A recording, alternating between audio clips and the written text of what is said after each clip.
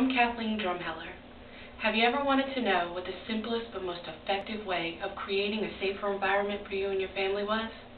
Well, I'll tell you. It's proper hand washing.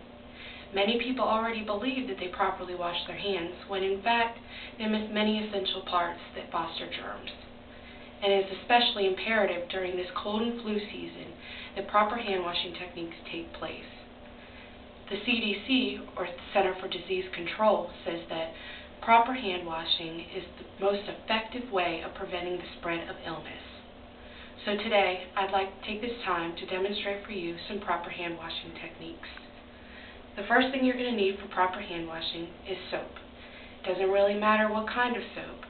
The fact is, the act of rubbing your hands together vigorously for 15 to 20 seconds is what removes the germs from your hands.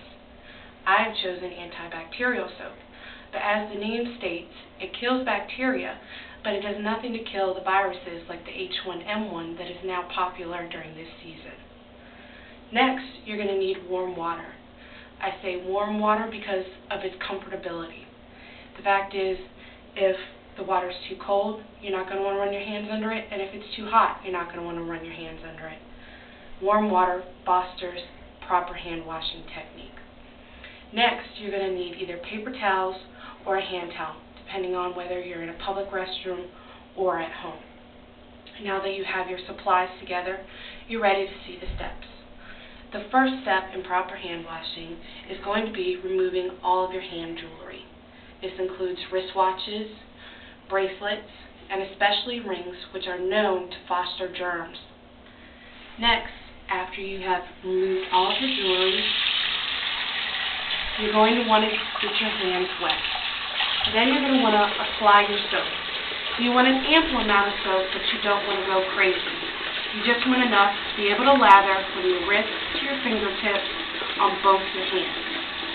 Now you're going to rub vigorously for 15 to 20 seconds. While I do this, I'm going to point out some easily missed areas. First, as I said, make sure that you include the wrist when washing your hands, especially if you wear a wristwatch or frequently wear bracelets. Also, in between the fingernails and fingers is a popular place for germs to hide out. Also include in between the index finger and the thumb. You also want to make sure you're equally washing both hands. Studies have shown that the dominant hand doesn't get washed as well as the non-dominant hand. Also, you want to get underneath the fingernails. You do this by taking your thumbnail and running it under the fingernails of the opposite hand. This will remove any dirt or germs that have accumulated under there. Also, you want to pay close attention to your cuticles. Many people forget this, but it does foster germs and bacteria. And you just take the pad of your finger and you rub it over your cuticle area. Now that you've done that, you do another once through, and you're going to be ready to rinse.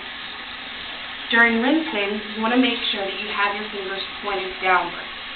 This way, the soapy water and the dirt and the germs run from your wrist to your hands down off your fingertips, whereby not recontaminating. If you're at home, you're going to use a hand towel to dry your hands. Studies have shown that terry cloth is the most effective at removing any excess dirt and germs that may have been left behind after hand washing.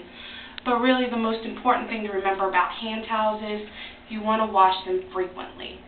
Otherwise they build up germs and you're just reapplying those germs to your now clean hands. Now, if you're at a public restroom, you're going to use paper towels.